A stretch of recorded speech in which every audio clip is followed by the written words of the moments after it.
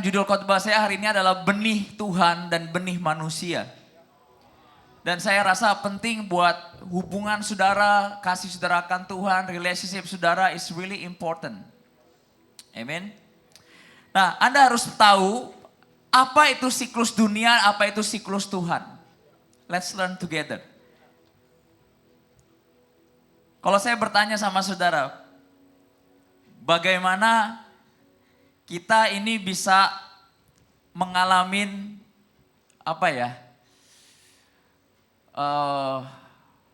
bukan berkat, kalau berkat kan datangnya ini. Saya mau kasih pertanyaan yang unik buat saudara. Bagaimana kita bisa lebih dari cukup? Caranya gimana? Biasa kalau orang anak Tuhan ngomongnya apa? Coba apa kurang lebih? Lebih dari cukup. Gimana kita bisa lebih dari cukup dan segala macam, kita pengen beli ini, dapat, one day segala macam anyway. Jangan takut salah. Lebih dari cukup sih. That's not the question, that's not the answer, that's question, that's statement. Bagaimana, bagaimana kita bisa beli mobil, segala macam. Anda ke gereja ini cari apa gitu loh. Nabur, wah ini rohani nih. Nabur. Beberapa orang udah mulai muak dengan kata-kata nabur. Banyak orang berkata, Pastor gimana sih kunci berkat? Mau tau gak kunci berkat gimana? Kerja. Kerja, cari peluang, apa yang di tanganmu lakukan, kerjakan. Tabur benihmu pagi-pagi kata pengkhotbah. Loh Anda pengen jawaban apa sih? Tuhan gerakan saya. Tuhan gerakin ini buat nabur, itu dunia saya. Duniamu kerja. Para king ngapain? Perang. Perangnya bukan cuma sekedar tanda kutip segala macam, tapi di dalam, saya tahu marketplace itu peperangan yang real loh. Efek dari peperangan rohani adalah pada waktu peperangan real, kamu punya mindset yang benar. Setan itu nyerang di pikiran. Nangkap saudara. Kalau Anda ribut nyerangnya di mana? Berantem sama keluarga, teman, nyerangnya di mana? Pikiran. Kalau ini nggak ada saringan turun kemana? Hati. Ini buat Tuhan. Nggak boleh buat peperangan. Amin. Mari kita buka firman Tuhan. Apa itu siklus dunia? Saya akan ajarkan saudara pelan-pelan. Pengkhotbah 5 ayat 9 sampai 16. Anda harus mengerti, jadi gini. Kalau Anda ikut Tuhan, Anda harus ngerti bedanya. Ngerti gak? Kalau Anda ikut Tuhan, Anda harus ngerti bedanya supaya Anda menghargai. Anda ngerti Tuhan seperti apa sih? Bedanya Kristen sama duit itu apa? Kristen sama kebahagiaan dunia itu apa? Karena jangan sampai satu muara ujungnya. Kamu ikut Tuhan tanpa sadar desire kamu sama dengan cara kamu ikut dunia. Dan nanti gak ketemu. Makanya ada banyak orang akhirnya meninggalkan Tuhan. Karena ternyata yang Tuhan tawarkan beda sama yang dunia tawarkan. Dan yang lebih celaka lagi, kalian mencari apa yang dunia tawarkan di dalam gereja. Nah di dalam gereja apa yang kita rindukan harusnya? Menjadi seperti Kau Yesus. Menjadi seperti Kau Yesus. Nah pasti penonton banyak kecewa. Gue sangka ikut Tuhan semua makin tebel. Loh enggak, ikut Yesus kamu upahmu adalah menjadi serupa dengan Dia. Mau dompet tebel, banyak orang berkata, Pastor gimana ikut Tuhan kok dompetnya tipis? Kerja. Jadi pegawai yang baik. Banyak orang berkata, saya suka nanya wawancara, kamu kalau kerja gimana? Ya gak pakai perasaan, Pastor. Ya memang benar. Kerja kok pakai perasaan? Kerja itu kayak ninja Hattori, lewati gunung, lewati lembah. Itu kerja. Anda harus percaya sama raja yang nikmatin semua yang terbaik di dunia. Tapi ujungnya dia menjadi raja yang rohani. Itu kenapa Anda ikut Tuhan, jangan takut rohani. Karena nanti Anda mati, si rohana gak ikut. Tubuhmu gak ikut. Anda harus tahu bahwa kalkulasi kekekalan kamu adalah rohmu. Jadi Anda jangan berpikir, saya ini tubuh, ada jiwa nyempil roh. Bukan. Kamu ini roh, di dalam jiwa, numpang di kemah tubuh yang cuma 70 tahun. Nanggap. Jadi ikut Tuhan indahnya apa? Kamu ini ngalamin, roh kamu ini one day ngalamin berkat kekekalan yang luar biasa. Amin. Nah, tapi untuk menghidupi 72 tahun, supaya nggak melarat, kerja pakai hikmat, manage dengan baik. Amin. Supaya Tuhan gak dikait-kaitkan. Contoh, Anda lagi pengen apa, boros. Terus tiba-tiba Anda berkata, kok Tuhan gak berkati? Kata Tuhan, itu otak dipakai. Learn. Hikmat, minta hikmat sama Tuhan. Are you with me, church? Anda harus rindu belajar firman. Nah, di ayat 9 katakan, siapa mencintai uang? Nah, ini masalahnya. Kenapa kita gak pernah puas sama Yesus? Siapa menyintai uang tidak akan puas dengan siapa? Uang. Jadi setiap ada orang konseling, selalu cuma 2 konseling dalam hidup ini. Kalau nggak soal hubungan, kalau nggak soal duit. Gak pernah ada orang konseling, gimana sih pastor cara doa? Pastor gimana sih saya bisa mengenal Tuhan? Gimana sih supaya pelayanan lebih baik? Gimana sih supaya saya bisa mengasihi lebih baik? Itu gak ada isu itu di gereja zaman akhir zaman. 2 isunya. Duit, relationship. Mau gak Anda belajar Tuhan bagaimana ya aku menyenangkan hatimu dan yang lain tuh bonus. Anda harus berlomba-lomba kepada holy calling. Kenapa saya berkata holy calling? Nanti saya akan jelaskan kenapa pentingnya apa yang namanya calling atau destiny Tuhan dalam setiap saudara yang lahir. Sama seperti saudara punya anak, tidak mungkin Anda buat anak itu untuk apa? Cuma sekedar punya anak. Kalau cuma sekedar punya anak, jangan disekolahin. Biar aja kasih makan, dia gede sendiri kan. Tapi gak perlu educated. Sama, pada waktu Anda lahir baru, Tuhan memberi Anda makan, tapi juga Tuhan memberikan Anda destiny. You got my point. Anda harus ngerti dalam hidup ini, yang singkat ini, ingat baik-baik, yang singkat ini, untuk apa ya? Kalau enggak, Anda akan terlalu lama di titik tertentu. Di titik sakit hati, di titik kepahitan, di titik discover yourself, apa yang salah. Kamu, kalau Anda ke kereta ke Bandung, untuk kereta itu timetable-nya baik. Nggak bisa berhentinya sembarangan loh. Cuman 5 menit, harus jalan lagi 5 menit. Anda nggak bisa stay di titik tertentu, kegagalan tertentu dalam hidup ini. Karena umurmu ini bergerak cepat. Dan dikatakan gini, siapa mencintai kekayaan tidak akan puas dengan penghasilannya. Pastor, saya ini selalu kurang. Jangan-jangan Anda mencintai apa? Kekayaan. Karena Anda nggak pernah puas dengan apa? Penghasilannya. Saya katakan beberapa orang hari ini, Pastor saya punya masa depan. Belajar kuliah. Kalau nggak sempat udah kerja online. Jangan skip standar dunia dengan mengatasnamakan Tuhan loh. Are you with me, church? Come on. Dan dikatakan begini, dengan bertambahnya harta, bertambah pula orang-orang yang menghabiskannya. Anda lihat gak? Kita seringkali berkata gini, Tuhan kalau aku punya 10 juta, baru aku kasih perpuluhan. Itu ayatnya ada nih. Dengan bertambah harta, bertambah juga banyak maunya. Ujung-ujungnya apa? Kok kurang ya? Nangkap saudara. Salomo kasih hikmat ini pagi hari ini. Amin. Dan dikatakan begini. Dan bertambah pula orang-orang yang menghabiskannya. Nah makanya banyak orang tidak merasa diberkati. Karena dihabiskannya. Amin. Dan gini, katakan apa? Nah anak Salomo sedang memberitahu tentang gambaran siklus dunia. Dan apakah keuntungan pemiliknya sendiri selain daripada melihatnya? Enak tidurnya orang-orang yang bekerja, baik ia makan sedikit maupun banyak.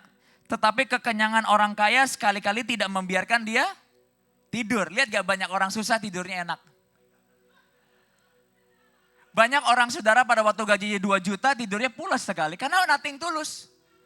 Tapi kalau udah 10 juta, anak gue gimana ya, masa depan gimana ya, asuransi gimana. Anda jadi tiba-tiba jadi Tuhan atas semua 10 langkah ke depan.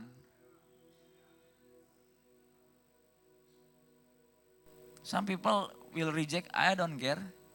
But buat saudara siapa yang mau nganggap, you must catch this message. Dan dikatakan gini, ada kemalangan yang menyedihkan kulihat di bawah matahari. Kekayaan yang disimpan oleh pemilik yang menjadi kecelakaannya sendiri. Kenapa orang kaya muda itu susah ikut Yesus? Alkitab katakan apa? Kekayaan yang disimpan menjadi apa? Yang orang kaya langsung diam semua. Takut diaminin malaikat. Kekayaan yang disimpan oleh pemiliknya menjadi kecelakaannya apa itu kecelakaannya? Takut kurang. Semakin engkau bertambah aset dan berkat secara dunia tanpa disertai dengan Tuhan, rasa ketakutanmu akan diinvest setan di situ. Kamu kehilangan rasa lebih dari cukup, karunia menikmati hilang lama-lama. Jangan minta berkat lebih, minta kapasitas that you really can handle. Yang kamu bisa handle dalam hidup saudara. Dan itu kenapa Anda butuh kenal siapa diri saudara sebelum Anda berdoa. Tuhan, aku minta berkat. Really? That you really can handle the blessing? Apa itu blessing? Punya istri blessing, punya suami blessing, punya anak blessing, punya uang blessing. Punya pelayanan itu blessing Tuhan. Bisa gak kamu handle?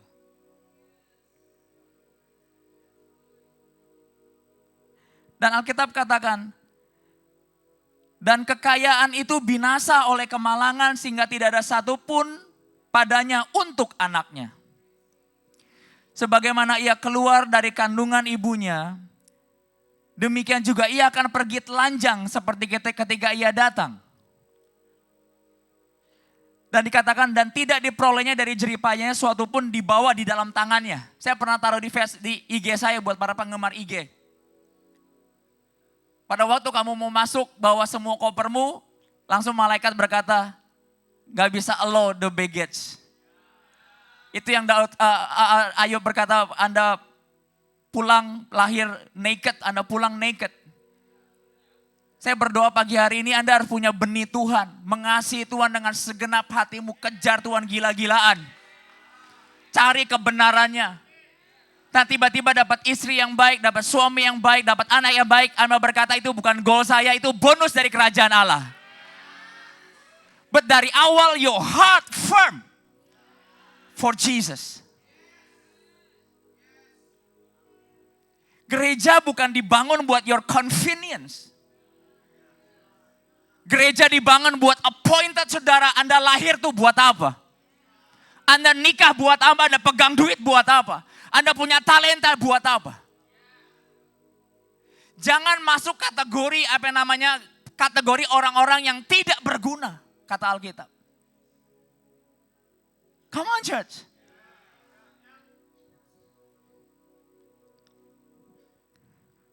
Fasten your seatbelt. Dan apakah keuntungan orang tadi yang berlelah menjaring angin? Ini siklus dunia ujungnya. Malah sepanjang umurnya ia berada dalam kegelapan dan kesedihan. Mengalami banyak kesusahan, penderitaan dan apa? Kekesalan. Nah apa yang dikatakan di Alkitab? Ayat 16, kita masuk ke poin kita. Ini pun kemalangan yang menyedihkan sebagaimana ia datang demikian ia pergi. Dan apakah keuntungan orang tadi yang telah berlelah-lelah menjaring angin? Jadi buat Tuhan, kalau Anda mengejar kebutuhan tubuh 72 tahun dengan seluruh hidup saudara, kata Alkitab termasuk kategori orang yang berlala-lala menjaring angin. Coba Anda tangkap angin pagi hari ini. Gak bisa. Dan dikatakan begini. Ayat 18, apa bedanya siklus Tuhan dan siklus dunia? Lihatlah yang kuanggap baik dan tepat ialah kalau orang makan dan minum bersenang dalam segala usaha yang dilakukan dengan jeripaya di bawah matahari selama hidup yang pendek. Yang dikaruniakan Allah kepadanya sebab itulah bahagianya. Jadi buat orang dunia, kata Salomo, yang kuanggap baik adalah begini. Pokoknya hidup itu bisa happy, bisa bersenang-senang dan segala macam. Nah, tapi apa yang dikatakan 19, dia kasih sebuah perbedaan. Setiap orang yang dikarunia Allah kekayaan dan harta benda dan kuasa untuk apa? Menikmatinya. Jadi kalau semua yang dari Tuhan, Anda punya kuasa bukan cuma sekedar memperolehnya, tapi bisa apa? Menikmatinya. Pastor, kenapa saya susah mengucap syukur karena Anda masuk dan mengejar siklus yang pertama. Anda gak bisa nikmati apapun kebaikan Allah yang ada di depan matamu dan sedang kamu alami. Are you with me, church? Pagi hari ini keluar dari siklus ini. Nikmatin semua yang Tuhan berikan dalam hidup itu. Sekalipun kalian dalam lembah kekelaman. Kenapa? Karena hidup ini pendek. Are you with me, church? Kalau Anda belajar dikatakan bahwa hidup ini cepat berlalu. Cepat berlalu. Nah, di Yesaya 58 dengan cepat. Ikut Tuhan seperti apa sih, Pastor? Apakah ikut Tuhan itu dipermudah? Enggak. Disertai iya. Buat orang Kristen yang sedang protes sama Tuhan, ikut Tuhan susah atau enggak? Iya. Bahkan harus plus pikul salib. Apa itu salib? Untuk bisa sempurna seperti Kristus. Jadi peperangan kita sebenarnya apa? Seperti dia. How to love like Jesus.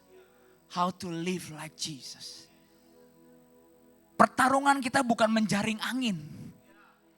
Itu bisa didapat kalau Anda punya education, Anda punya networking, Anda smart, Anda rajin.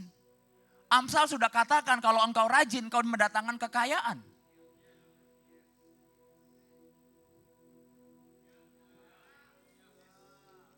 Di Yesaya 59 ayat 11. Ini indahnya apa itu karunia menikmati. Ini indahnya ikut Tuhan. Tuhan akan menuntun engkau senantiasa. Dan apa saudara? Dan akan memuaskan hatimu di tanah yang kering. I prophesy this morning. Kalau Anda berkata, Pastor saya ngalamin kekeringan, ngalamin begitu banyak hal. Saya mau berkata, Tuhan memuaskan hatimu di tanah yang kering. Dan memperbarui kekuatanmu. Engkau akan seperti taman yang diairi dengan baik. Dan seperti mata air yang tidak pernah mengecewakan. Berikan tepuk tangan yang luar biasa pagi hari ini. Haleluya. Nah, kita buka di Pengkhotbah 11 ayat 4 sampai 6 tentang benih Tuhan dan benih manusia.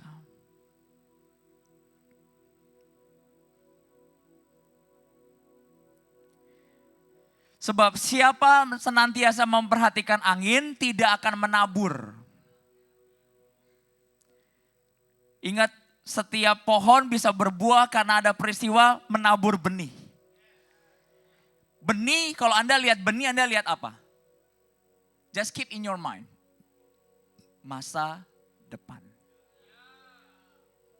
Jadi kalau Anda berkata, apa gunanya memberi, apa gunanya ikut Yesus, apa gunanya mengasihi masa depan. Kalau saya kasih benih ke Dandi atau ke Javid, dimakan atau dibuang di semen, Ada masa depan? Enggak. Jadi detik engkau ikut Yesus, Anda dikasih apa yang namanya benih masa depan.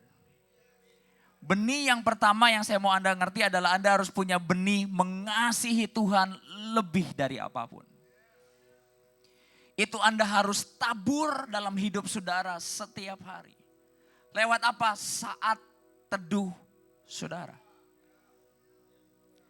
Have relationship with God setiap hari.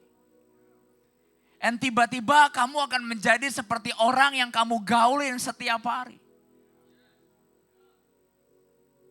Are you with me, church? Kamu akan dipuaskan di tanah yang kering. Nah, di ayat 4 dikatakan, dan siapa senantiasa melihat awan tidak akan artinya adalah mereka adalah orang-orang yang menunggu kapan ya Tuhan berkati. Kapan ya harus mengasihi, memulai mengampuni. Kapan ya harus mulai sesuatu, gak gerak-gerak orang kayak begini. Tapi Tuhan katakan mereka adalah orang-orang yang memperhatikan angin dan tidak menabur. Dan senantiasa melihat awan dan tidak menuai. Nah, ayat 5, sebagaimana engkau tidak mengetahui jalan angin dan tulang-tulang dalam rahim seorang perempuan yang mengandung, demikian juga engkau tidak mengetahui pekerjaan Allah yang melakukan segala sesuatu. Perhatikan baik-baik. Di dalam Anda ikut Tuhan, Anda gak bisa ngerti semua hal. Tapi Alkitab katakan yang tidak kelihatan, Allah sedang mengerjakan segala sesuatu. Artinya gini, pada waktu kamu menabur sesuatu yang benar dalam hidup ini, gak kelihatan gak hasilnya? Gak kelihatan. Tapi apakah tidak bertumbuh? Bertumbuh. Siapa yang mengerjakan? Allah yang mengerjakan. Tapi siapa yang harus tangan yang menabur? Anda yang harus nabur. Do you get this? Alkitab katakan dalam kerajaan Allah is about menabur hidup saudara. Sebagai benih yang paling kecil, one day akan bertumbuh begitu besar. Follow me slowly, okay? Dan dikatakan begini, karena, nah ayat 6, taburkanlah benihmu pagi-pagi hari. Artinya selama kamu tahu, kamu nangkep, kamu ngerti, langsung lakukan. Janganlah memberi istirahat kepada tanganmu pada petang hari. Karena engkau, nah ini yang paling mengerikannya. Karena engkau tidak mengetahui apakah ini atau itu yang akan berhasil. Atau kedua-duanya sama baik. Jadi setiap Anda punya benih dalam tangan saudara. Anda tuh gak akan pernah tahu yang mana yang akan berbuah. Nah Anda yang hidup dalam anugerah dan berkat hari ini. Kamu bisa pilih gak? Kok bisa diberkati benih yang mana ya? Gak tahu kan? Tapi Tuhan kasih caranya, selama kamu ada apa yang bisa di tanganmu bisa memberkati, berkati terus. Itu yang membuat tanah keep producing. Kenapa ada orang-orang kadang-kadang diberkati, kadang-kadang off, kadang-kadang diberkati, kadang-kadang off. Benih. Tanah itu adil. Dia hanya menghasilkan semua benih yang kamu tabur. Nah kalau saudara tidak pernah tabur, tanah yang kosong akan keluar apa? Ilalang. Karaktermu butuh ditabur benih. Lewat apa? Firman. Kenapa seringkali dalam relationship tumbuh ilalang? Benih. Kenapa tiba-tiba di dalam hidup anakmu tumbuh ilalang? Pertanyaannya adalah apakah kamu menabur benih? Kamu dikasih Tuhan ini tanah kosong. Sejak kamu bertobat. Dan Tuhan kasih apa yang namanya benih dalam hidupmu. Yang pertama Anda harus berikan adalah benih, berikan hidupmu mengasihi Tuhan dengan luar biasa. Yang kedua, Anda akan mengalami benih manusia. Nah, perhatikan baik-baik. Saya akan banyak ayat hari ini biar Anda ngerti kita based on apa bekerjanya. Amin. Nah, di Mazmur 90 ayat 10. Kenapa saya ajarin soal umur juga pagi hari ini? Anda harus tahu benih, kalau Anda beli benih pepaya atau benih mangga atau apapun, Anda simpan lebih daripada waktu yang ditentukan. Dia pas ditabur tidak berbuah lagi, kering. Jadi umur saudara itu lari. Anda jangan berpikir, kok gue awet muda ya? Enggak. Umur Anda lari. Lihat anak saudara. Umur mereka ngapain? Lari. Yang kecilnya wanita kayak pria mukanya tiba-tiba kok jadi wanita ya? Banyak kan anak cewek kecilnya kayak bapaknya, pas gede kok berubah ya jadi cewek ya? Betul nggak?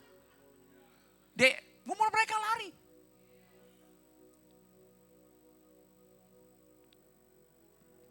Di Mazmur 90 sebentar. Ayat 10. Masa hidup kami 70 tahun. Lebih dari itu bonus. Dan jika kami kuat, harus ditambahin, jika kami taat sama Ibu Elizabeth, 80 tahun.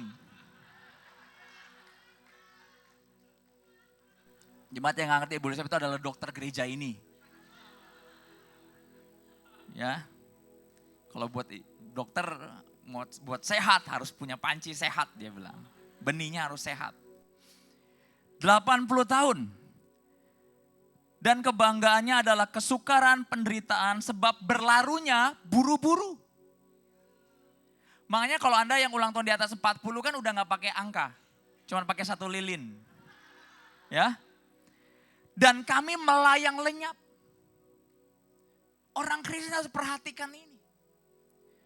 Karena orang dunia cuma hidup buat 70 tahun, Anda hidup buat ribuan jutaan tahun kekekalan loh. Ya. Persiapin itu dengan baik. Sebab berlarunya buru-buru dan kami melayang lenyap. Ayat 12 Daud berkata, ajarlah kami menghitung hari-hari sedemikian. Anda harus perhatikan diri saudara, be the best of you di dalam Tuhan. Tahun kemarin marah-marahnya seminggu 20 kali. Tahun ini berkurang enggak? Saya belajar loh saudara. Karena kata-kata itu enggak bisa dicabut. Anda yang di dalam pelayanan, dalam relationship, dalam apapun. Kata-kata itu bisa dicegah lewat karaktermu dengan Tuhan. Saya kalau ngalamin kesel, saya paling cuma banting barang. Saya enggak ngomong kasar, banyak. Biar barang yang binasa tapi tidak membinasakan orang. Saya cuman kalau udah marah saya cuma ngomong Yesus, Yesus, Yesus Tuhan, Yesus Tuhan. Kalau enggak saya berkata darah Yesus, kalau enggak kok kamu bisa ya begitu. Saya pegangan kaki Yesus, Tuhan tolong bibir saya. Karena dari mulut keluar kehidupan. Kamu gak bisa kontrol semua yang terjadi, tapi kamu bisa kontrol apa yang keluar dari hati dan mulutmu. Dan itu membutuhkan apa? Kedewasaan. Orang yang menghitung hari-harinya akan makin bijaksana. Lihat, kalau Anda lihat anak kecil itu suka berantem yang gak essence. Yang gak ada duitnya gitu. Tersinggung lah, mainan lah, gak adil lah. Tapi kalau Anda udah umur 70, Anda gak akan berantem yang gak jelas begitu. Anda akan pilih pertandingan saudara. Pastor, kenapa saya udah menikah 30 tahun, pelayanan 20 tahun masih kayak begitu? Anak kecil. Anda butuh menghitung diri saudara. Anda mau finishing hidup Anda dengan cara apa? Berantem, kepahitan, kesel, atau dengan menyelesaikan garis akhir dengan baik? Anda harus hitung. Dan yang anak muda, Salomo katakan taburkanlah benih yang baik itu pagi-pagi hari, di early age kamu.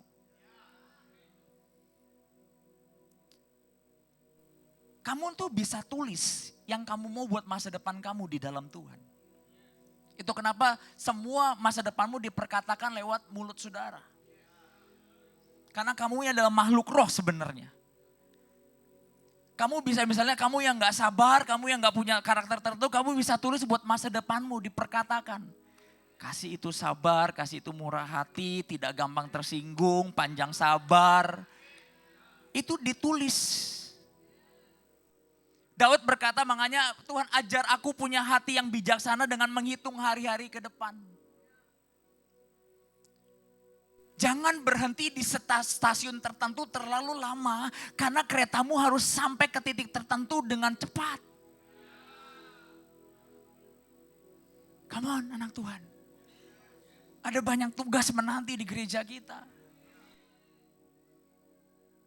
Benih berbicara apa? Masa depan. Apa itu masa depan? Kepada children, grandchildren, and grand-grandchildren. Kalau benihmu kamu tahan, kamu bawa mati, gak ada generasi yang baru. Injil akan stop.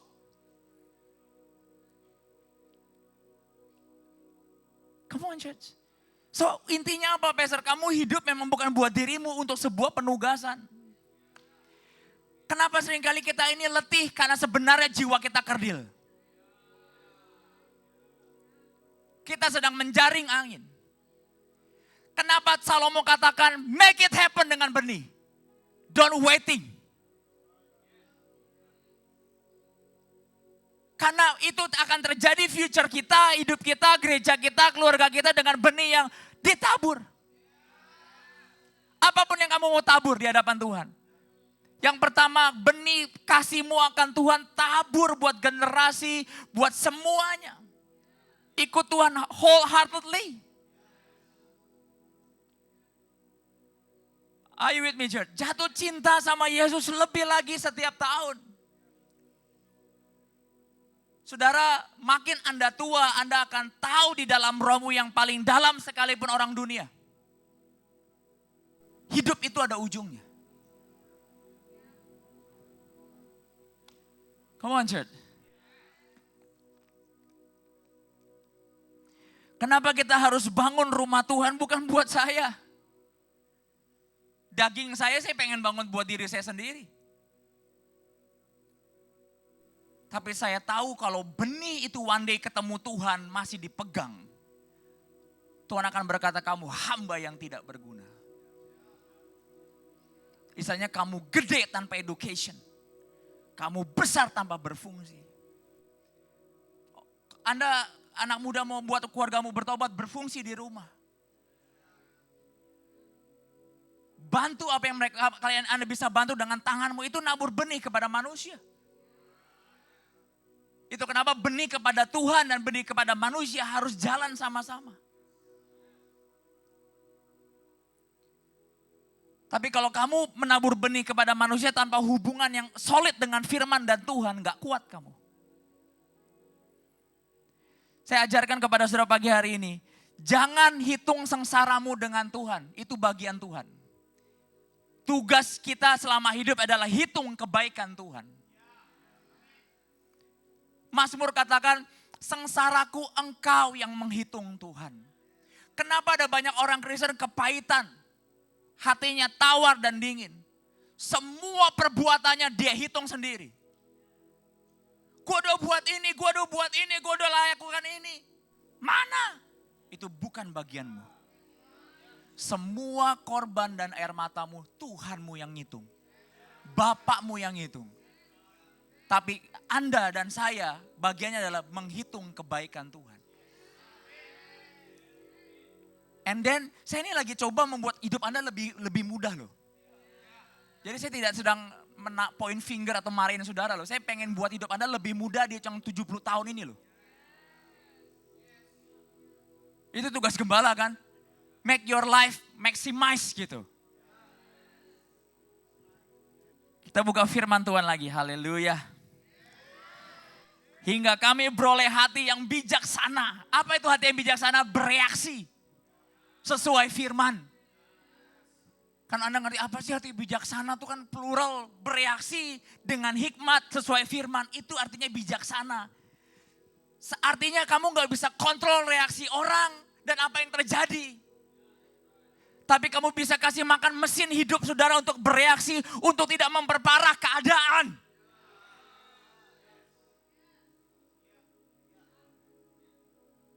Pastor, tapi dia gak berubah, itu namanya menunggu angin. Memperhatikan awan. Tapi Tuhan berkata, if you make it happen, kamu yang tabur.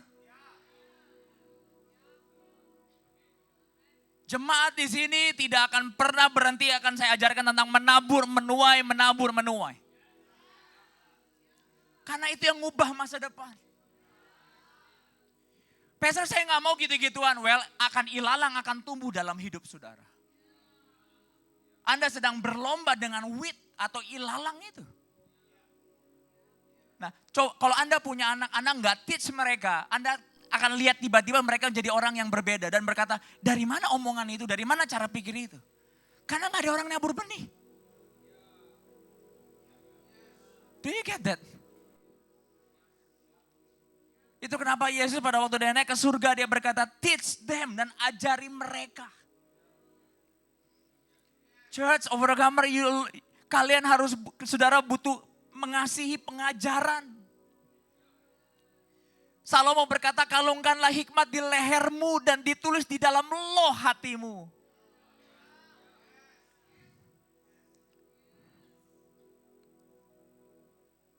Thank God buat buku.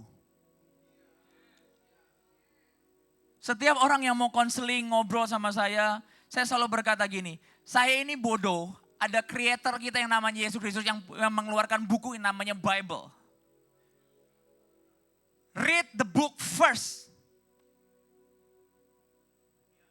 Amen. Jadi target saudara untuk menghitung hari makin bijaksana apa? Baca Alkitab sampai habis sebelum mati.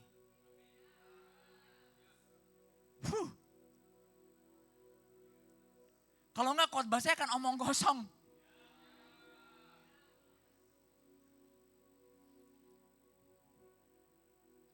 Roma 8.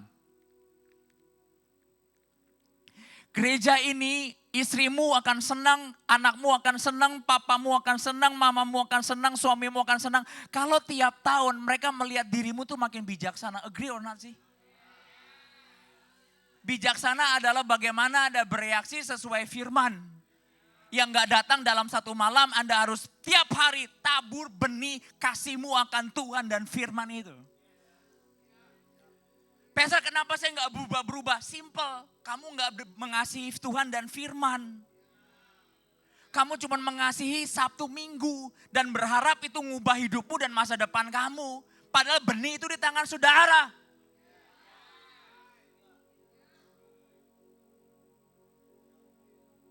Saya pengen Anda mengalami Tuhan dengan nyata setiap hari. Ngomong sama Tuhan, target saya one day Anda bisa mendengar suara Tuhan.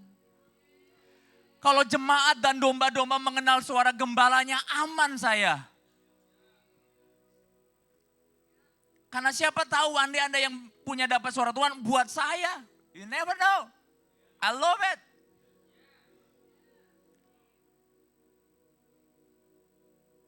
Saudara,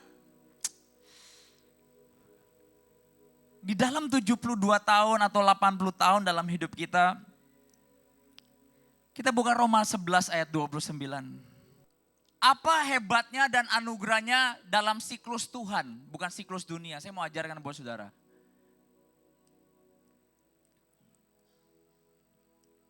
Udah dapat Roma?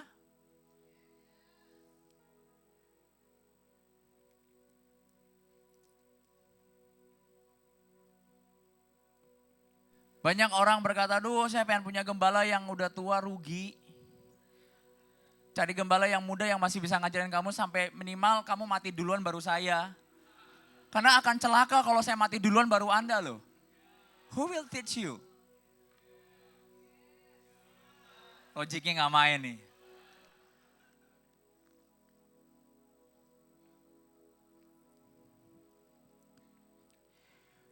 Setiap saudara lahir, Anda punya panggilan. Panggilan overcomer apa? King, worshiper, and warrior. Ini DNA gereja kita. Very clear. Anda king yang memerintah dalam pelayanan, dalam rumah tangga, pekerjaan, dan keuangan semuanya. You rule di dunia ini. Tapi Anda juga harus hidup lewat worship. Itu kenapa Anda pada waktu kita nyembah Tuhan, jangan diam belajar nyembah Tuhan. If you lost someone, you lost your word, Anda belum cinta namanya. Uang itu bukan cinta, but worship.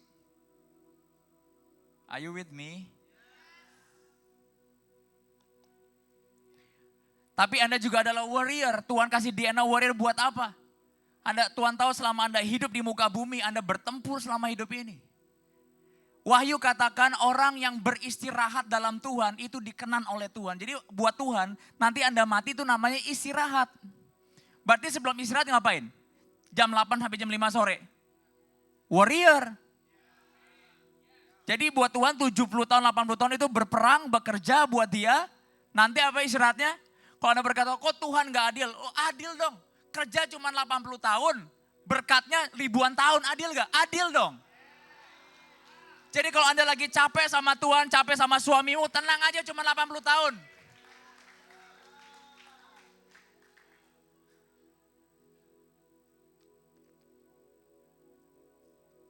Percayalah orang yang nyebelin depan saudara, gak selamanya hidup. Maksudnya bukan saya, your family lo, I am good. Dan maksudnya depan saya, no, I am good man.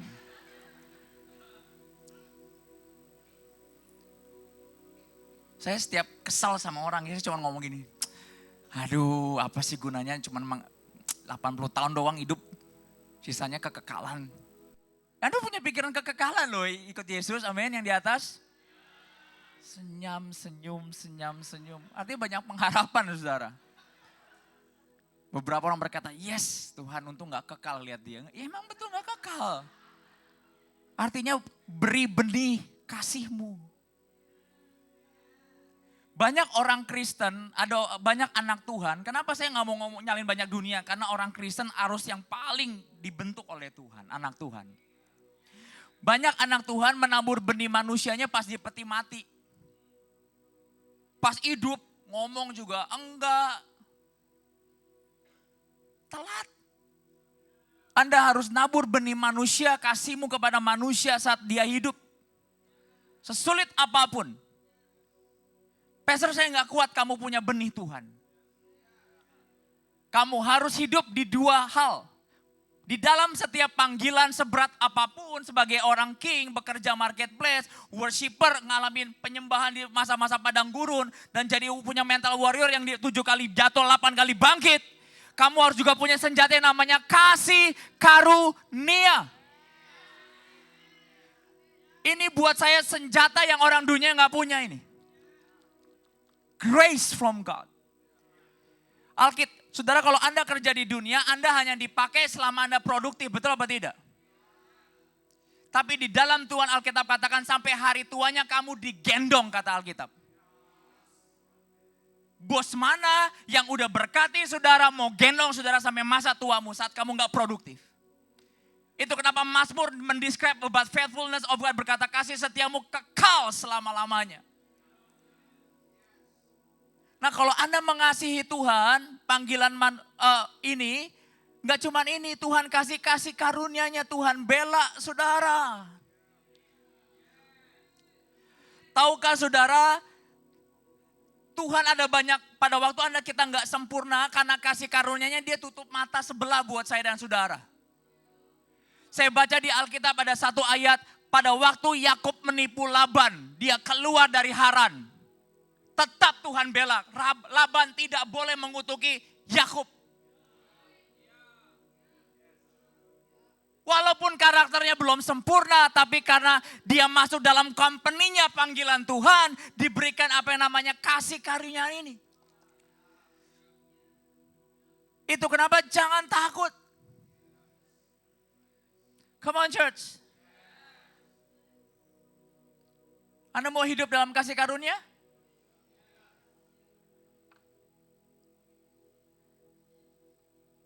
Indah gak ikut Tuhan? Ya, walaupun gak gampang.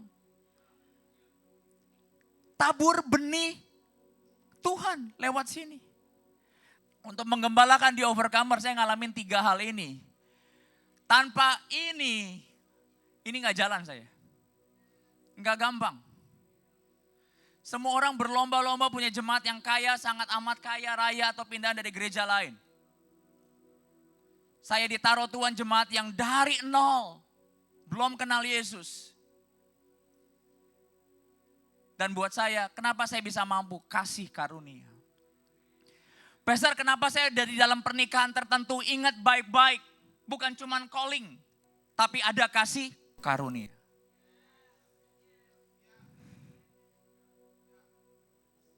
Kasih karunia itu menguatkan kamu, bukan menguatkan orang di depan kamu. Men, luar biasa. Saudara kemarin, nah kita supaya Anda nggak ke distract, kita buka ayat sebentar tuh di hadapan Tuhan. Lukas 10 ayat 27, dari mana saya dapat ayat ini? Dua benih ini harus ada di gereja Overcomer Church, untuk gereja ini bertumbuh.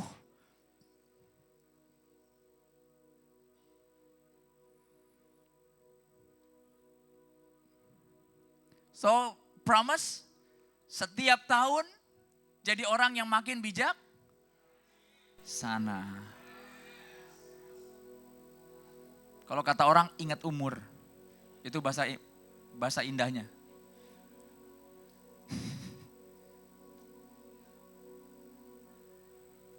Ngalah tuh cuma buat orang-orang yang strong, betul gak?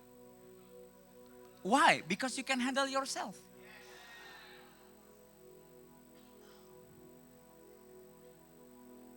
Ngalah itu indah. Ngalah itu anugerah. Kenapa saya dorong para suami mengenal Yesus dan firman? Karena istrimu gak bisa ngubah engkau. Mungkin mereka putus asa ngubah engkau. Dan kau juga putus asa ngubah diri sendiri. Tapi setiap saudara masuk dalam hadirat Tuhan, kamu diberikan kasih karunia untuk berubah. Caranya gimana? Seperti pertumbuhan anak dalam rahim. Kamu tahu caranya? Jangan dipikirin. Tiba-tiba kamu bisa berubah. Dan bisa menghandle sesuatu lebih wiser than before.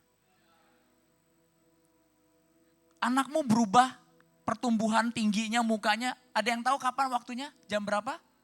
Kok bisa? Ikut Yesus, percayamu harus lebih besar daripada pikiranmu.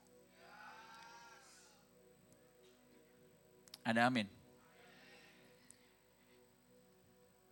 Lukas 10 ayat 27. Nah ayat 25. Orang ahli Taurat mencobai Yesus berkata, Guru, bagaimana yang harus kuperbuat untuk memperoleh hidup yang kekal? Dikasih dua kuncinya sama Yesus. Dia tanya apa yang tertulis dalam hukum Taurat yang terutama? Ayat 27 orang itu menjawab, kasihilah Tuhan Allahmu dengan segenap hatimu, segenap jiwamu, dan dengan segenap kekuatanmu. Banyak ya. Dan dengan segenap apa? Akal budimu. Dan dikatakan apa? Kasihlah manusia sesama manusia seperti apa? Dirimu sendiri. Jadi orang yang susah mengasihi, curigaan sama orang adalah orang yang seringkali menyakiti dirinya sendiri. Jadi Tuhan itu ngomong perintah buat supaya egoisnya Tuhan atau buat kita sebenarnya? Kita. Bayangin gak kalau di gereja ini full of love. Kesalahan gede dikecilin, kesalahan kecil dibuang. Enak gak sih? Terus dari hatimu keluar kehidupan. Yang nikmati siapa pertama? Bukan suamimu, bukan anakmu, kamu. Jadi buat saya mengasihi itu egois sebenarnya. Karena it's not about you, it's about I treat myself well. Agree gak sih?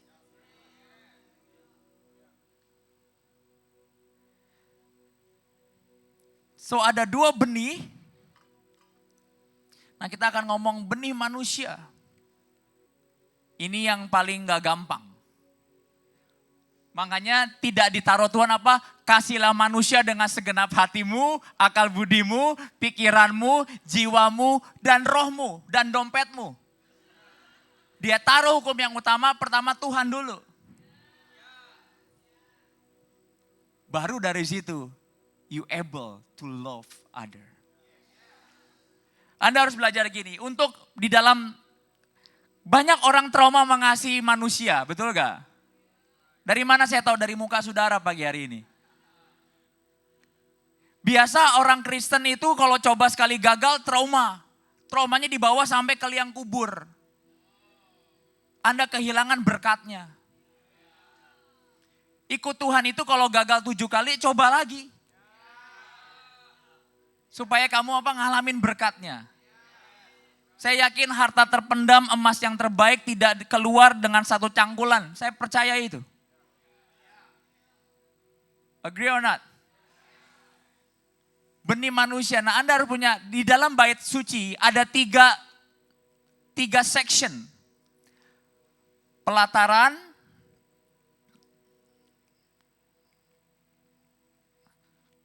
ruang kudus, RK, ruang kudus, ruang maha kudus, RMK. Anda bergaul dengan orang bisnis, orang dunia, Anda taruh mereka di pelataran. Oke? Supaya apa? Preventif. Makanya orang yang baru ke gereja jangan langsung dipacarin. Lewatin dulu pelataran.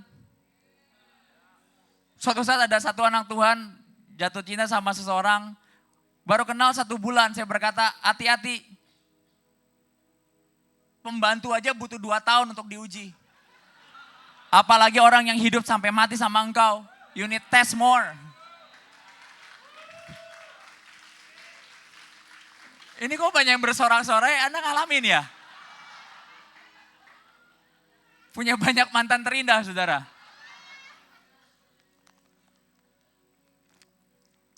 Pastor dapat khotbah ini dari mana? Dari YouTube? Enggak, Tuhan ajarin saya. Karena saya pernah ngalamin dalam hidup saya itu bukan semua ruang maha kudus. Karena enggak semua orang memang punya privilege untuk sini.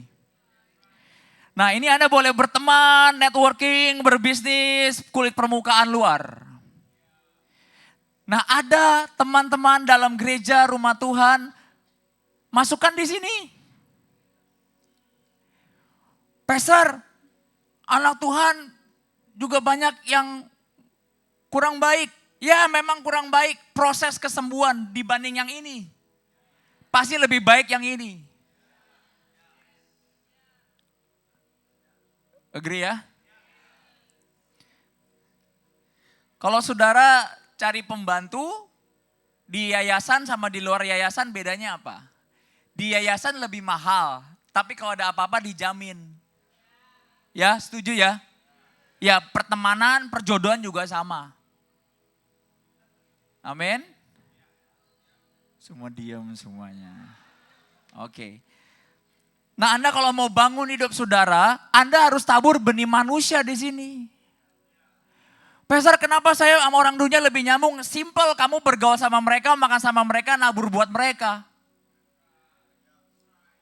Kamu gak pernah nabur benih di sini. Nah, pastor benih di sini gak ada untungnya. Wait and see. It's okay ya, saya ajarin buat saudara ya. Nah, Anda juga, kalau circle sini, ruang maha kudus, di zaman dulu cuma boleh 1 imam. Itu pun gak boleh tidur. Makanya banyak orang mau khotbah gak bisa tidur, karena zaman dulu juga gak boleh tidur. Benar, imamat yang katakan, imam tidak boleh tidur sebelum hari tugas. Karena Tuhan gak mau mereka mimpi yang aneh-aneh. Itu ada peraturannya. Dan lenanya gak boleh lecek. Tuhan itu rapi, detail. Jadi yang suka berantakan, belum sungguh-sungguh ikut Tuhan. Karena Tuhan orang yang detail, rapi. Amin. Ini circle-nya gak boleh besar-besar. Harus kecil. Yesus lakukan yang sama. Dia punya ribuan pengikut, betul? Netizen, follower. Tapi Tuhan punya 200 murid. Ini kemana akhirnya ninggalin juga. Sisa 11. Ini yang jadi. Plus 1 Paulus.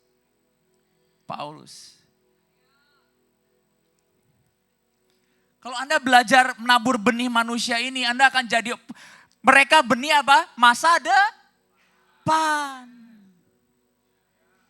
Jadi one day siapa yang akan membangun engkau? Ini.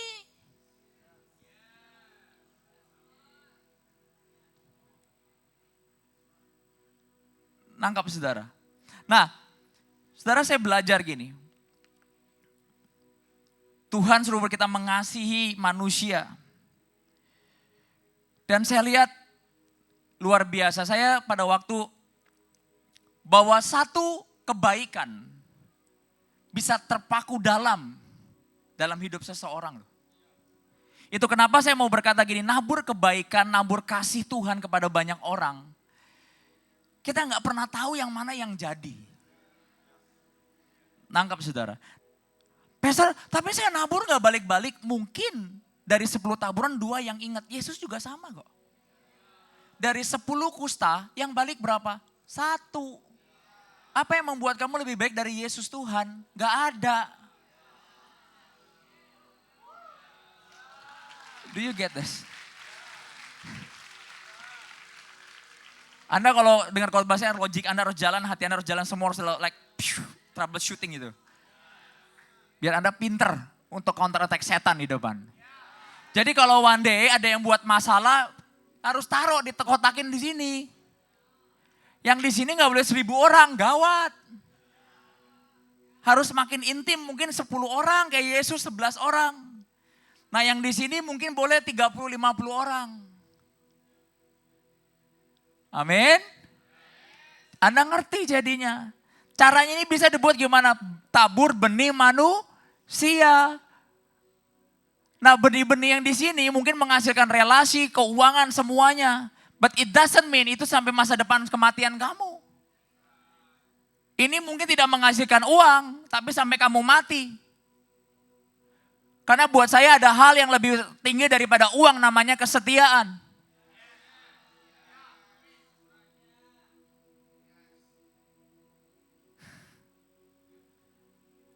Itu kenapa saya mengasihi orang bukan karena apa yang dia kasih buat saya. Kesetiaan, kehadiran dia lebih penting daripada persembahan dia. Kamu boleh tanya saudara Pak Javid sama yang suka ngumpul sama saya, selalu nanya, saya nggak lihat ini, saya nggak lihat ini, saya nggak lihat ini, saya nggak lihat ini. Where are they? Where are they? Where are they? Sometimes saya personal chat. Karena Yesus pun suka ngabsenin orang. Jadi kalau kamu gak datang minggu, siap-siap didatangin Yesus. Kamu gak percaya? Kita buka ayatnya. Anda gak percayaan sama gembala. Lukas 15.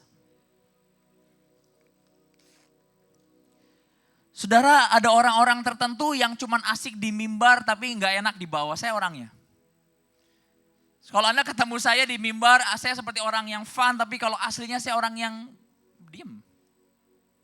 Kalau Anda mau ngomong sama saya, Anda harus punya mencairkan suasana. Kalau enggak saya cuma diam, senyum, iya, oke, iya.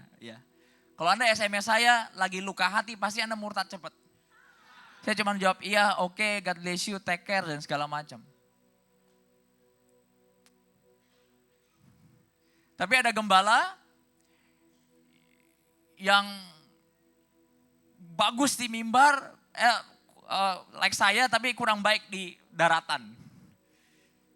Tapi ada gembala yang wah bagus banget. Saya berkata, aduh itu baru gembala, saya berkata. Saya sedang belajar ke sana.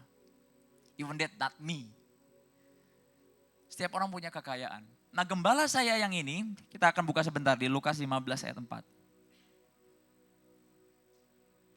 Ada gak ayatnya Yesus ngabsen? Ada.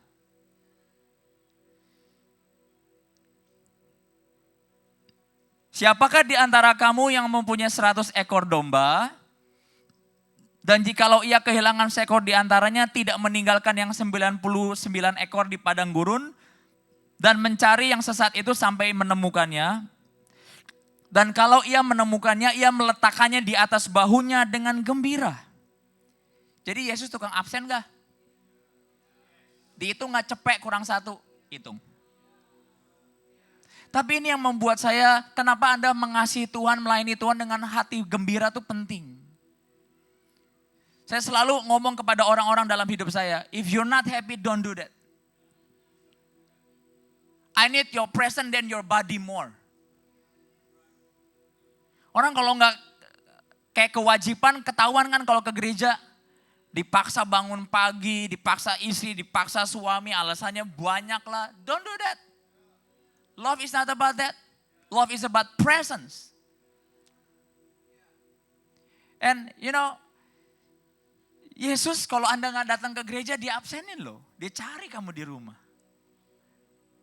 Hebatnya ikut Tuhan, kenapa kita cinta sama dia? Anda bayangin, Yesus tuh bukan bisnismen yang baik kalau saya pikir.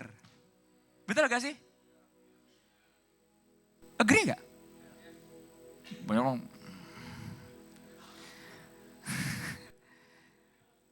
Kalau bisnismen yang baik, dia akan relakan satu domba buat 99.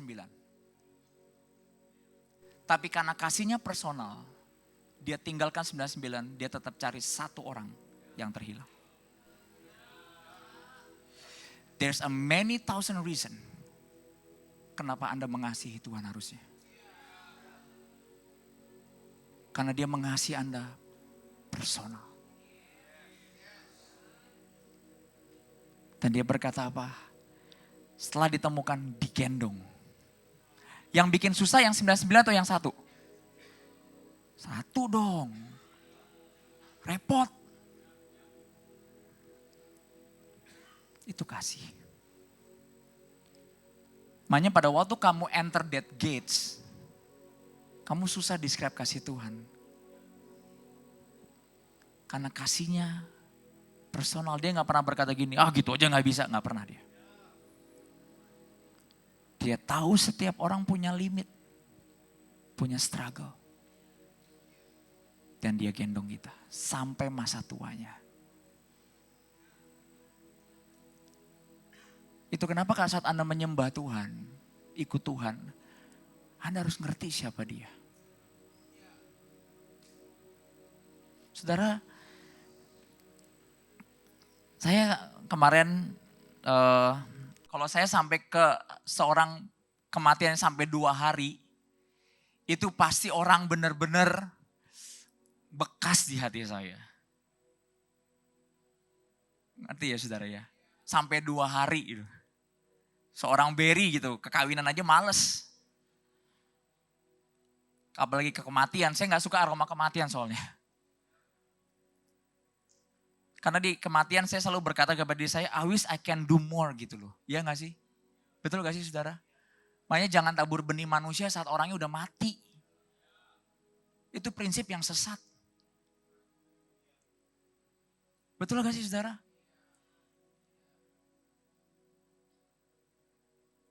Apa yang terjadi? Beliau ini tahun 2004 kena cancer pankreas sama kayak oma saya. Oma saya kena pankreas. Living untuk hidupnya 1%. Udah nyebar pas dibuka di Singapura, dibuka badan pankreasnya, udah nyebar satu badan, gak bisa ada harapan. Sekali lagi, mungkin orang-orang di sini gak bisa ngasilin uang buat kamu atau benefit. Makanya ada banyak orang yang datang ke gereja karena bisnis gak tertarik. Dia demennya gaul sama dunia, nongkrong yang beneficial. Tahukah saudara sebuah peristiwa ilahi? Gembala saya punya bapak rohani. Ditaruh di ruang maha kudus.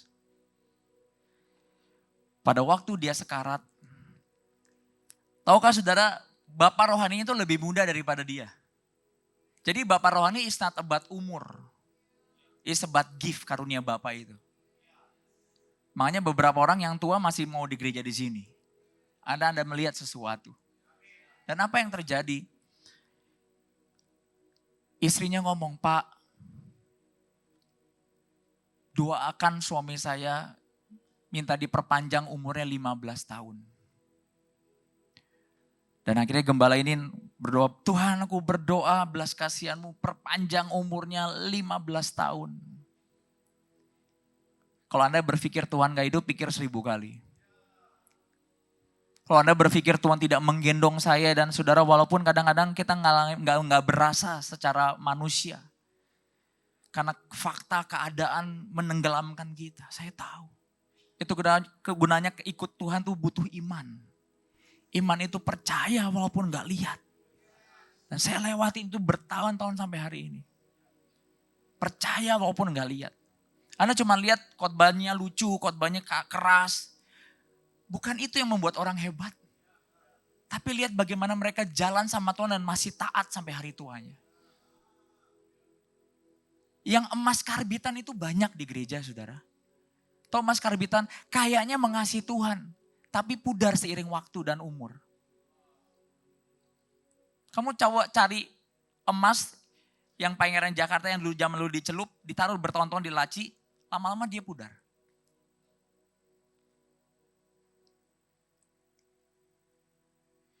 And 2019 kemarin, di bulan Februari, dia sakit sekarat nih Pak Gembala saya nih.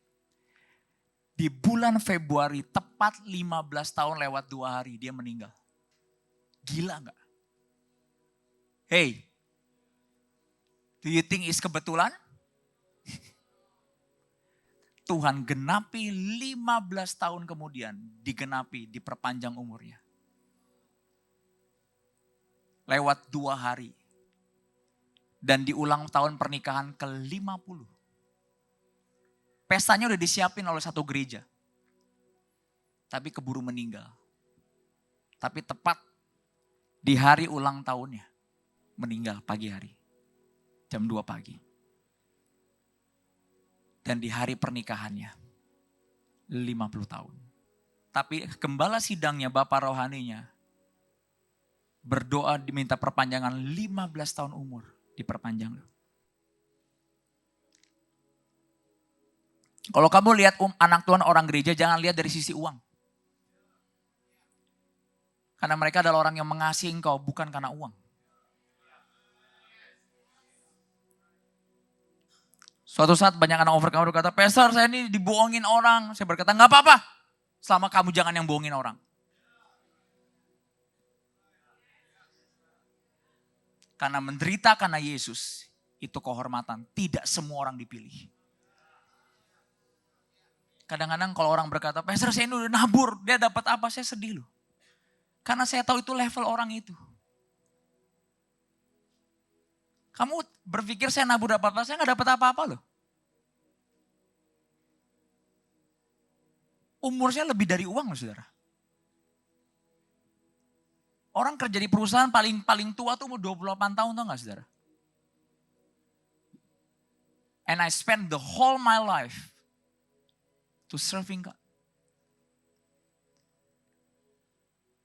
Tahun 2004, gak lama ngalamin apa? Kena cancer yang kedua. Di otak. Otaknya dibelah, dibuang. Itu hampir tidak selamat. Gak lama kemudian dalam waktu 15 tahun kena cancer yang ketiga, cancer usus. Tahu dia ngomong apa? Tuhan aku masih pengen melayani engkau. Jalannya itu udah gak balance karena otaknya dibelah kan. Jadi ada saraf keseimbangan yang gak ini. Itu kenapa gereja itu isinya adalah apa? Dia berkata aku adalah Allah yang adil dan setia. Itu sifat Yesus. Jadi kalau kamu berpikir Yesus kemana? Kamu melukai hati dia. Itu sudah sifat, gimana dosi kan sifat susah diubah kan? Ya itu Yesus kita setia. Dalam pernikahanmu, dalam masalahmu, dalam semua yang Anda lewati. Itu yang saya bisa katakan kepada saudara gereja ini. Dan saudara bayangin saudara,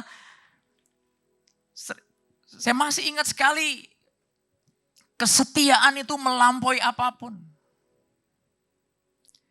Tahu bagaimana dia dipakai Tuhan dengan dahsyat? Saya mau cerita ke saudara. Kenapa saya ngomong soal benih manusia ini? Pas beliau meninggal yang datang ribuan saudara. Saya sampai gak dapat parkir, jalan kaki. Dan yang ajaib, ibu gembala saya, tante ini ingat saya. Dia kan udah gak ketemu saya hampir 20 tahun. Pas ketemu, saya dipeluk. Bener-bener dipeluk. Dan dia panggil nama saya loh, Perry, kamu di mana sekarang? Saya bilang, tante saya masih pelayanan.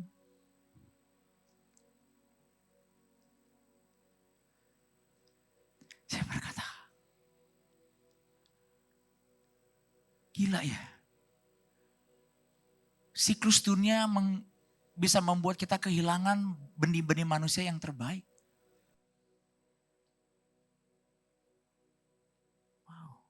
Kata Amsal ada orang yang lebih daripada saudara. Ada Amsal berkata begitu Salomo. Kenapa gereja ini harus satu? Nanti one day yang pulang kita yang nemenin loh. Gantian. Apa yang Anda cari? Pastor saya nggak suka, saya nggak cocok. Come on. Itu ego. Di dunia ini kamu nggak bisa berkata siapa yang cocok karena memang nggak ada yang cocok sama kamu. Kamu yang humble, berubah sesuai firman sehingga kamu bisa cocok sama orang. Yesus kalau ngomong cocok-cocokan dia nggak mau ke dunia loh. Dia lihat muka kamu sama saya nggak cocok semua.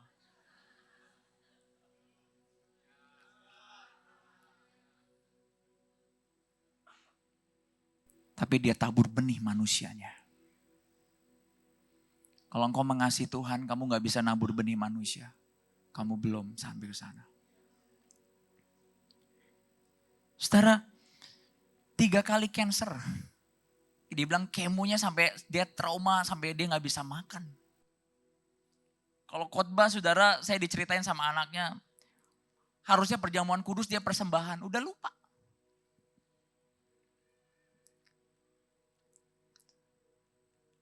Apa yang berbicara di situ? Benih manusia.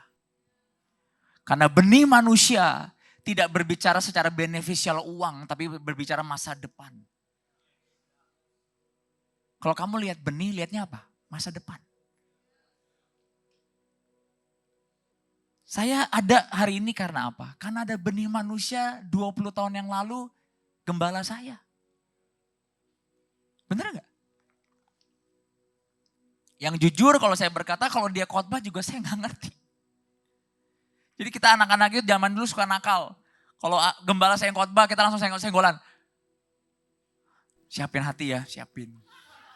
Kita nakal banget. Tapi itulah gembala. Dia tinggalin yang 99. Dia tetap cari yang satu. Buat saya itu buang waktu sebenarnya. Tapi untung Yesus gak begitu. Dia tetap cari yang satu.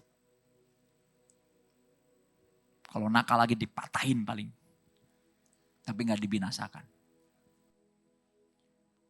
Dan saya kemarin ke kematian beliau segala macam. Ada yang ajaib saudara. Benih manusia. Anda bisa bayangin gak? Dikasih sosis aja saya bersyukur. Betul gak?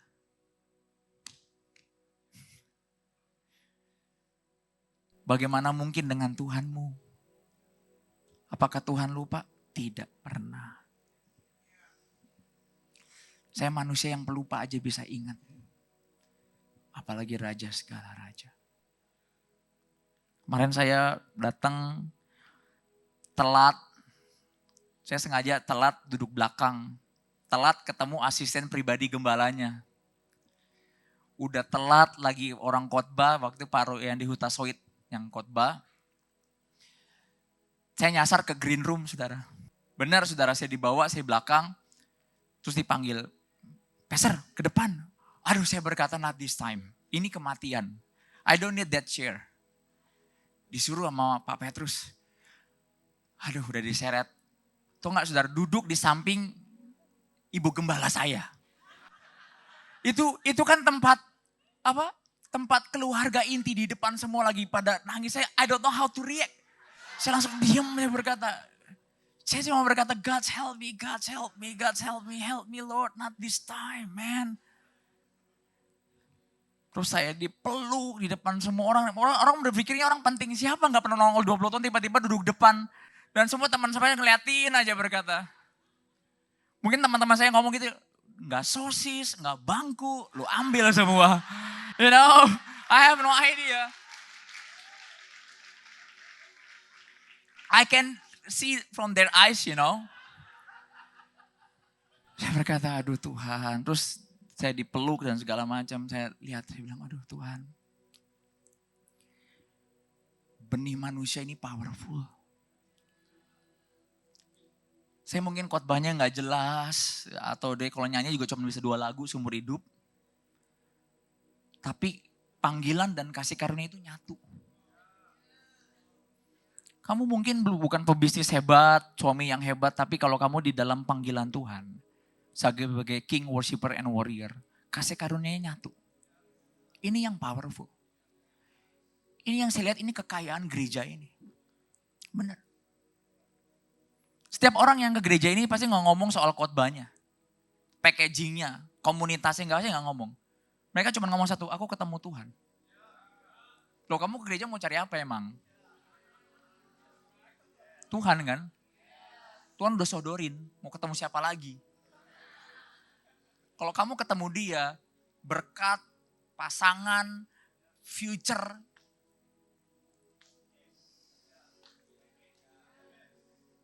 Kamu ketemu Yesus, kamu ketemu segalanya. Dan di hari kedua, saya udah ngomong sama teman saya, kenapa kita harus satu? Karena memang hidup tuh singkat. Ya gak sih? Halo? Saya sering kali ngomong kalau ada orang ribut, tapi di kematian nangis juga. Bingung gak sih? Bener gak sih saudara? Ada yang sama istri cekcok, sama suami cekcok, nanti yang ngurusin mayatmu ya suamimu juga, istrimu juga loh. Dan orang gereja juga loh. Bukan teman bisnismu. Teman bisnismu paling cuma 2 detik kok. Jangan salah invest.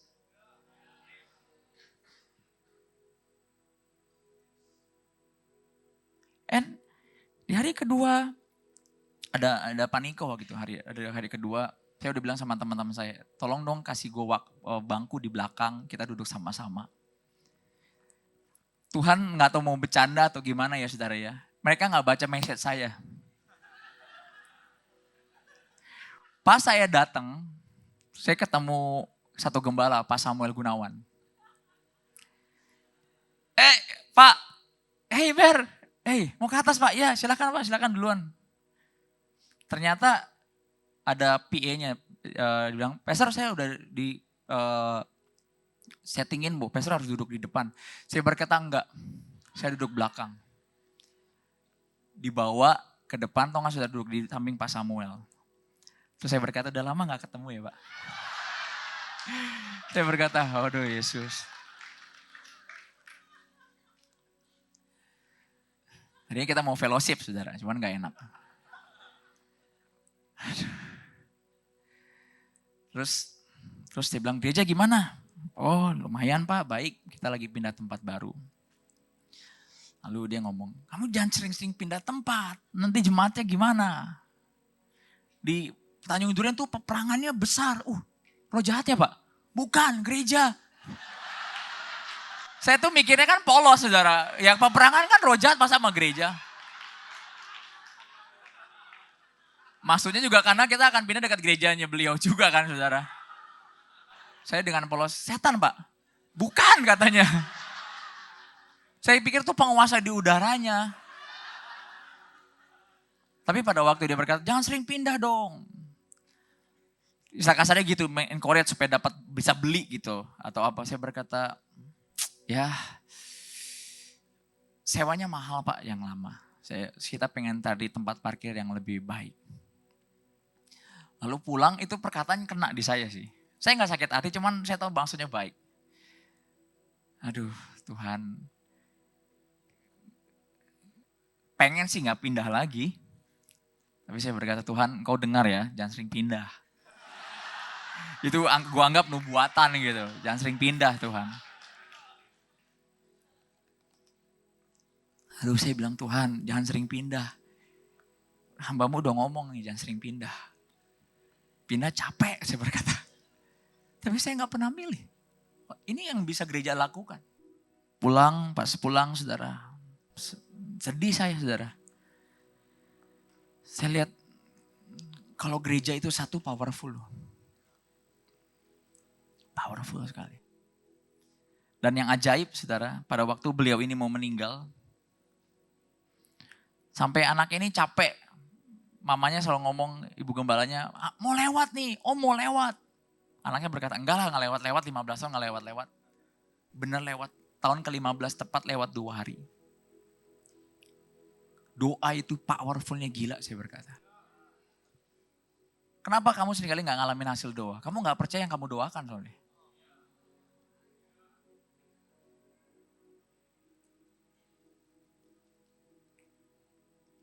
Pas pulang,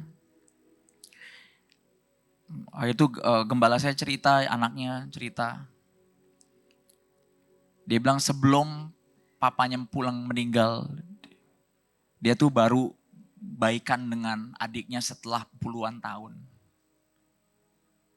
Saya berkata, Tuhan gak worth it perpecahan itu. Yang diuntungkan adalah setan. Ikut Yesus kamu gak bisa gampang kecewa loh. Karena dunia memang semua isinya battle itu. Kamu harus stand firm your heart. Kuatkan dan teguhkan apa? Hati. Dan pulang saya ketemu teman-teman pelayanan. Ini yang buat saya, dia bilang, Per, aku nih anak komselmu dulu. Namanya siapa ya? Terus orang bilang, pasti kamu gak kenal. Ya saya lupa, mukanya saya tahu. Ini saya namanya, saya anak KTB-mu dulu. Saya anak pendoamu dulu. Saya berkata, betul-betul sebuah privilege ya menabur benih manusia loh. Saya berkata gila loh. Terus ada satu teman, sahabat saya, dia berkata, Ber, anak saya sekarang kalau saya di mobil dengar khotbah kamu, saya ngomong gini, ini Om Berry nih, teman papa. Dia berkata dari semua orang Ber, minimal kita ngelihat satu jadi. Dan kamu tahu dia berkata, kami bangga sama kamu. Saya mau berkata, saya hari ini ada karena ada benih manusia. Ada yang peserta FLD, Anda akan jadi cell group leader. Anda semua di sini akan dipakai Tuhan. Pegang itu. Tabur. Di tempat yang baru, tempatnya buat 600 orang, saya gak tahu bagaimana menuinnya.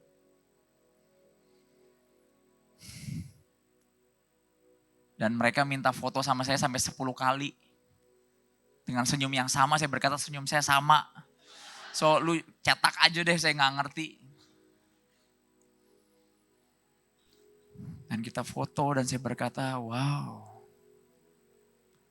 Ujungnya orang bangga bukan karena kamu punya mobil 10 loh. Tapi karena kamu bisa melayani Tuhan. Gila. 2 hari itu mubah saya, mata saya. Andaikan overcomer tahu. Hidup ini bukan masalah siapa yang benar, siapa yang salah. Tapi Tuhan pertemukan kita secara ilahi untuk satu. Gandengan tangan. Untuk ribuan jiwa-jiwa dimenangkan bagi Yesus Kristus. Bangkit berdiri.